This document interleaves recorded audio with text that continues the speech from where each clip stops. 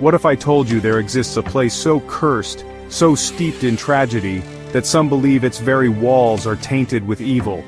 A place where serial killers have slept, where suicides are commonplace, and where a young woman's final erratic moments were captured on camera before her body was discovered in the most disturbing of circumstances.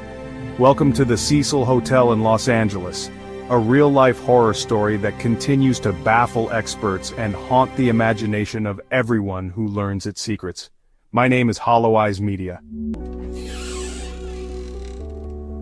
I'm Hollow Eyes Media, and today we're diving into one of the most disturbing unsolved mysteries of the 21st century.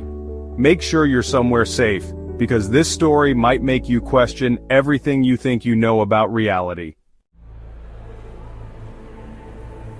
Built in 1924, the Cecil Hotel in downtown Los Angeles was once a luxurious destination for business travelers and tourists. But as the Great Depression hit and the surrounding area deteriorated into what became known as Skid Row, the hotel's fortunes changed dramatically. Over the decades, the Cecil transformed into something far more sinister. It became known as the Suicide Hotel, much like the Hotel del Salto in Colombia, where countless guests leapt to their deaths. The Cecil's hallways have been walked by some of America's most notorious killers.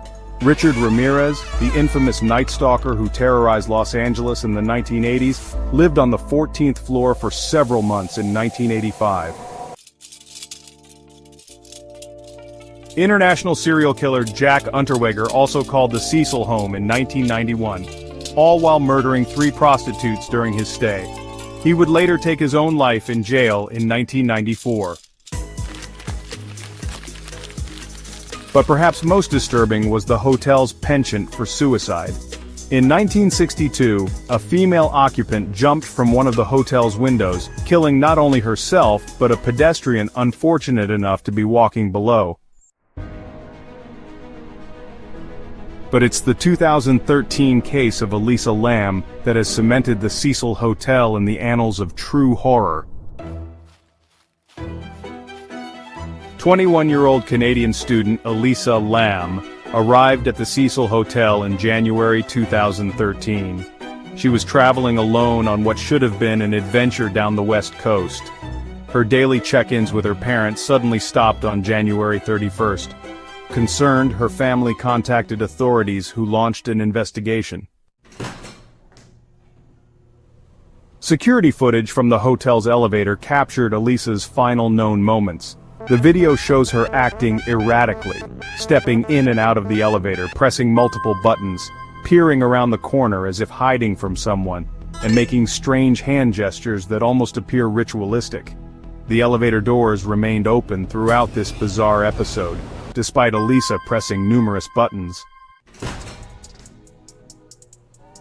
For nearly 4 minutes we witness what can only be described as the behavior of someone either experiencing a severe mental health episode, or someone terrified beyond reason.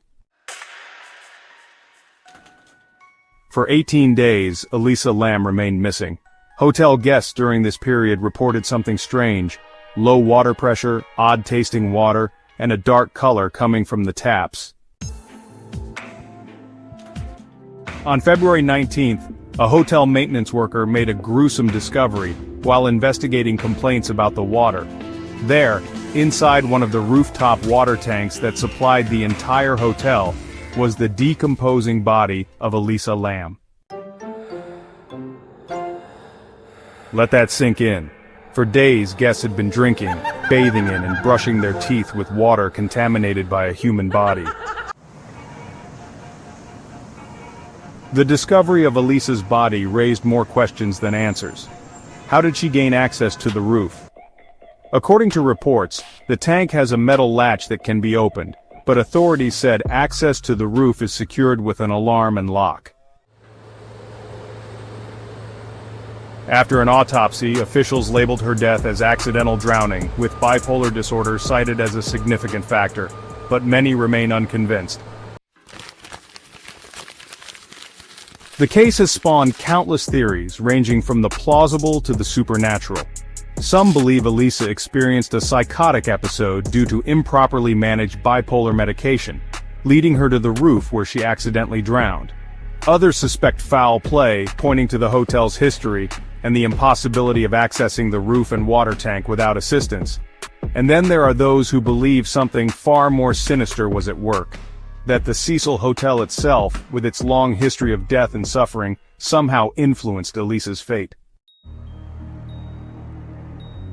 In February 2021, Netflix released a documentary called Crime Scene: The Vanishing at the Cecil Hotel, that explored Elisa's tragic case and the history of what many consider a cursed location. The Cecil Hotel isn't the only location where true horror seems to have found a permanent home. Across America and the world, there are places where tragedy seems to concentrate. What happened to Elisa Lam? Was it simply a tragic accident born from mental illness, or something more sinister? Does the Cecil Hotel harbor some dark energy that continues to claim victims decades after it was built? The truth is, we may never know, and perhaps that's what makes this story so deeply unsettling. In an age where we believe we can explain everything, cases like Elisa's remind us that some mysteries resist our need for closure. If you found this exploration into true horror compelling, hit the subscribe button and notification bell. Next week, we'll be diving into the disturbing case of The Watcher, the anonymous stalker who forced a family to abandon their million-dollar dream home through a campaign of terrifying letters.